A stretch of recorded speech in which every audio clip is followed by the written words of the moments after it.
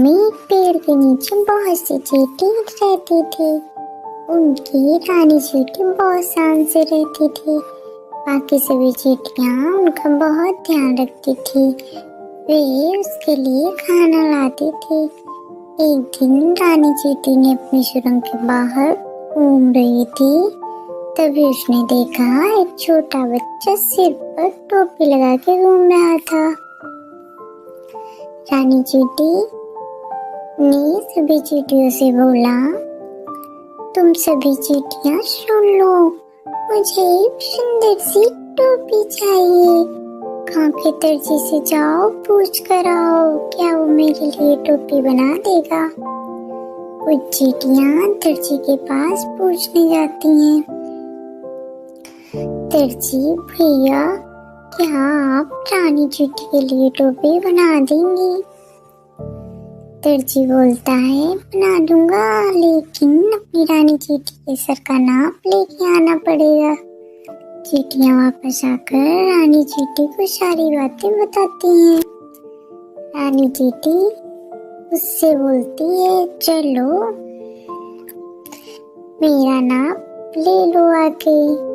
दर्जी मना कर देता है क्योंकि उसके पास इतना छोटा फीता नहीं था। रानी चींटी यह सुनकर उदास हो जाती है। फिर वे एक ऐसे दर्जी की तलाश में जाती हैं जो रानी चींटी के लिए जो टोपी बना सके, लेकिन उन्हें कोई ऐसा दर्जी नहीं मिलता है। इधर रानी चींटी को कुछ भी अच्छा नहीं लग रहा था। वह खाना भी कम करती जा रही थी। वह दिन भर अपनी सुरंग में आईने के सामने बैठी उदास होकर बैठी रहती थी। काश कोई मेरे लिए एक सुंदर सी टोपी बना देता। वहीं पास में दूसरे बिल में एक चूहा रहता था। वह रानी चींटी की बात सुन लेता है। चूहा उसके पास जाता है, बहन चिंता मत करो, मेरी पत्नी तुम्हारे लिए टोपी बना देगी। यह सुनकर रानी चींटी बहुत खुश हो जाती है। इधर चूहा अपनी चूहिया से इस बारे में बात करता है। चूहिया अपनी पूंछ से रानी के सिर का नाप ले लेती है, फिर एक सुंदर सी टोपी बना के देती है। रानी चींटी उस टोपी को देखकर बहुत खुश होती है। उसे देखकर सभी चींटियां खुश हो जाती हैं। आप दोनों ने मेरी इच्छा पूरी की। अगर मैं आपके कोई काम आ सकूं तो मेरी सारी चींटियां आपकी सेवा में हाजिर हैं चूहे भाई।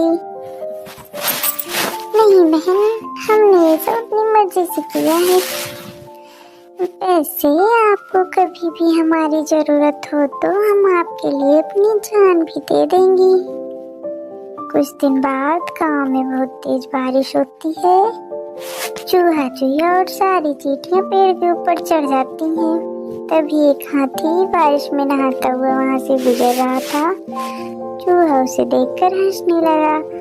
उस हाथी को लगा ये मेरी मजाक उड़ा रही है। उसने पेड़ में जोरदार टक्कर मारी, जिससे चूहा और चूहिया दूर गिर गए। दूर से चींटियां ये सब देख रही थी।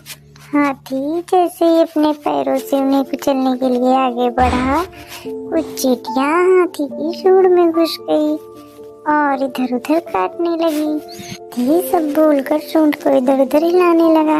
इसी बीच मौका पाकर चूहा और चूहिया वहां से भाग जाते हैं और छिपकर उसी पेड़ पर बैठ जाते हैं। हाथी की सूंड से चींटियां निकलकर जल्दी से पेड़ पर चढ़ जाती हैं। हाथी जब देखता है चूहा चूहिया भाग गए तो वह भी जंगल वापस चला जाता है। चूहा चींटी से बोलता है, आपका बहुत धन्यवाद बहन। आप अगर आज हमारी मदद नहीं करती तो हम दोनों पति पत्नी आज मर चुके होते। रानी चींटी बोलती, नहीं नहीं, आपने भी तो मेरे लिए बहुत कुछ किया है।